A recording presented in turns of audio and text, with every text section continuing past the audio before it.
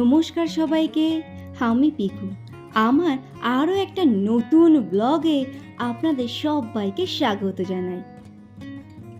আজ বুধবার, আর এখন কিন্তু বাজে সকাল 6:30, আর আমি কিন্তু এখন থেকে ব্লগটা শুরু করে দিলাম। আর এই দেখুন, প্রত্যেকটা দিন বাস স্ট্যান্ডে এসে ওর জুতোর শু লেসটা খুলে যায়, এখন নিজে নিজে বাঁধাই শিখে গেছে। যাই হোক, প্রিয়কে স্কুলে দিয়ে আমি চলে এসেছি, আর এসেই প্রথমে আমি বসিয়ে দিলাম চা। এখন সময়টা এমনই যাচ্ছে যে ঝমঝমিয়ে কখন যে বৃষ্টি চলে আসছে তা কেউই বলতে পারবে না। এই দেখছি রৌদ্র উঠেছে আর তখনই বৃষ্টি। সেই জন্য ছাতা কিন্তু আমি সব সময় সাথে রাখি। এখন যেহেতু এক্সাম চলছে, সেই জন্য রেইনকোট আর ছাতা দুটোই ব্যাগের মধ্যে ভরে রেখে দিই।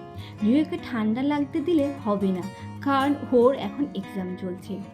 রিওকে স্কুলে দিয়ে আজও কিন্তু আমি বাজারে চলে গেছিলাম। ও স্কুলে গেলে আমার বাজার করতে বেশ সুবিধা হয়। তারপরে বাজার সেরে এসে আমি বাড়িতে ফিরে চলে আসলাম, আর নিজের জন্য বানিয়ে নিলাম 1 কাপ চা। সকালবেলা 1 কাপ চা না হলে ঠিক একটা ভালো লাগে না। চা খাওয়ার পরে আমি সোজা চলে গেলাম কিচেনে। আজ তাড়াতাড়ি রান্না করতে হবে, কারণ সকাল 10:15 হলেই আমাকে বাড়ি থেকে বেরোতে হবে। এই যে সামনে পুজো আসছে, সবাই কিন্তু পুজোর কেনাকাটা শুরু করে দিয়েছে।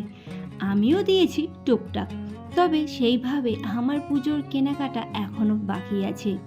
এখনও আমি সবজি বাজার, ফলের বাজার করতেই ব্যস্ত, কারণ রিওর এক্সাম যবে শেষ হবে তবেই কিন্তু আমি যাব পুজোর শপিং করতে, আর সেটাও কিন্তু আপনাদের সবার সাথে শেয়ার করব।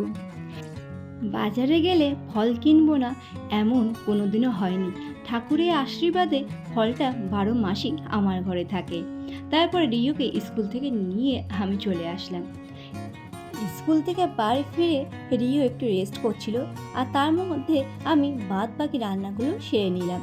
তো এখানে আমার চিকেন কষা আছে, আর আছে ডাল, আর আজকে একটু অল্প করে আলুর চোখা বানিয়েছিলাম, আর একটু সাথে পাঁপড় ভাজা।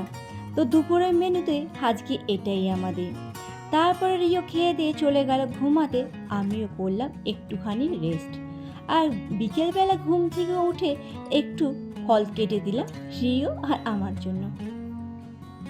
এখন যেহেতু পরীক্ষার সময়, তো রিও বিকেলবেলাও একটু কিন্তু বই নিয়ে বসলো। আর এখন আমার সন্ধে দিতে দেরি হয়ে যাচ্ছে, তো আজকে আমি ঘরে ধুনো দিয়েছিলাম, তো সেটাই আপনাদের সবার সাথে আমি শেয়ার করলাম।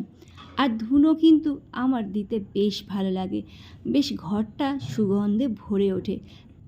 রিও কিন্তু এই ধুনো দেওয়াটা বেশ পছন্দ করে, সেই জন্য যেদিন যেদিন ওর ঘরে ধুনো দিতে মন চায় সেদিন সেদিন বলে ওঠে যে মা, আজকে সন্ধেটা আমি দেব।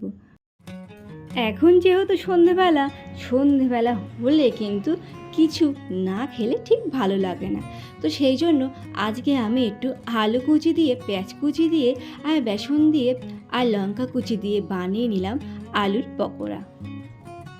জানেন, এই পকোড়াটা খেতে বেশ দারুণ লাগে, তো সেই জন্য মাঝে মাঝে এই পকোড়াটা আমি বানিয়ে থাকি, আর আজকে অল্প করে আপনাদের সবার সাথে শেয়ার করলাম।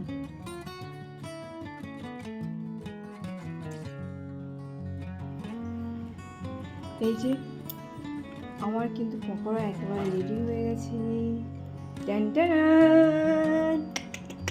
হ্যালো হ্যালো, কি বানিয়েছি দেখে নাও, পকোড়া। চলে এসো, এটা পেঁয়াজ আছে, দাঁড়াও, চলো নিচে রাখো, নিচে খালি মেঝেতে বসে পড়লে। চলো, কে কে এই পকোড়া খেতে ভালোবাসো তারা কিন্তু কমেন্ট করে অবশ্যই জানিও যে হ্যাঁ, আলু আর পেঁয়াজ দিয়ে পকোড়া খেতে আমরাও বেশ ভালোবাসি। গুড ইভিনিং সবাইকে। Good evening. তো এখন সন্ধ্যেবেলা, আর কলকাতাতে বাইরে কিন্তু ভীষণ পরিমাণে বৃষ্টি হচ্ছে।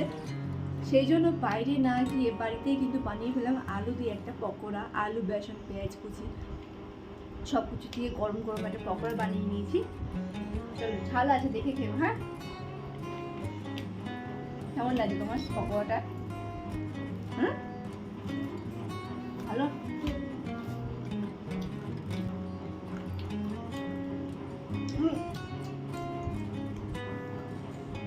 কাসুন্দি দিয়ে খাওয়া ভালো লাগে। এই টিফিনটা শেষ করে রিওকে নিয়ে আমি আবারও বসবো বই নিয়ে, কারণ ওর পরীক্ষা চলছে, ওকে তো পড়াতেই হবে। সেই জন্য আজকে ব্লগটা কিন্তু আমি এখানেই শেষ করলাম। কেমন লাগলো ছোট্ট একটা ব্লগ, প্লিজ সবাই কমেন্ট করে জানাবেন। ভালো থাকবেন সবাই।